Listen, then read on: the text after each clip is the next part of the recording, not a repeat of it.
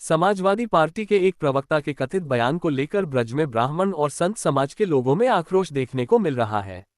विभिन्न सामाजिक और धार्मिक संगठनों से जुड़े लोगों ने बयान को समाज की भावनाओं को आहत करने वाला बताते हुए नाराजगी जताई है।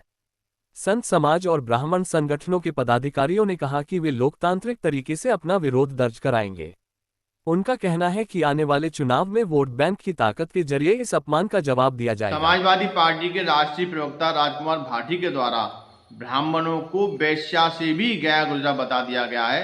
ये ब्राह्मण समाज और संत समाज का घोर अपमान है।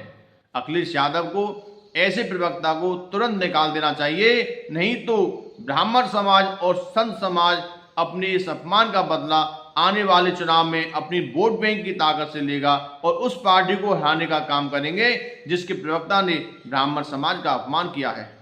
अखिलेश यादव की पार्टी को ऐसे प्रवक्ता रसातल में ले जाने का काम करते हैं जो किसी समाज का अहित करते हैं। उनको यह नहीं मालूम कि ब्राह्मण समाज ने हमेशा इस संसार को एक नई दिशा दी है, इनको ज्ञान दिया है जिससे सभी का कल्याण होता है। ब्राह्मण समाज का अपमान कोई भी सहन नहीं करेगा, क्योंकि समाजवादी पार्टी ने राजकुमार भाटी जी ने कहा है, समाजवादी पार्टी में राजकुमार भाटी जी ने कहा है कि ब्राह्मण भला ना वैश्या। तो मैं आपको एक बात बताऊं कि हमारे यहाँ सनातन संस्कृति ने ब्राह्मणों ने क्या नहीं किया, ये आपको पता हो कि सप्तऋषि कौन है। और इसके अलावा आपको पता होना चाहिए मंगल पांडे कौन थे, चंद्रशेखर आजाद कौन थे, सुखदेव कौन थे, राजगुरु कौन थे, बाल गंगाधर राव कौन थे और वीर सावरकर कौन थे, राम प्रसाद बिस्मिल कौन थे। तो मैं आपको बताऊं, ब्राह्मणों से ही राष्ट्र सुरक्षित रहा, ब्राह्मणों से ही वेद वेदांग शास्त्र रहे। और वैश्याओं की कहें तो वैश्या भी एक नारी होती है और नारी का कभी अपमान नहीं किया जाता है। ये हमें गड़का और पिंगला जैसी वैश्याओं के द्वारा भगवत प्राप्ति जो हुई है उससे हमें ज्ञान होता है।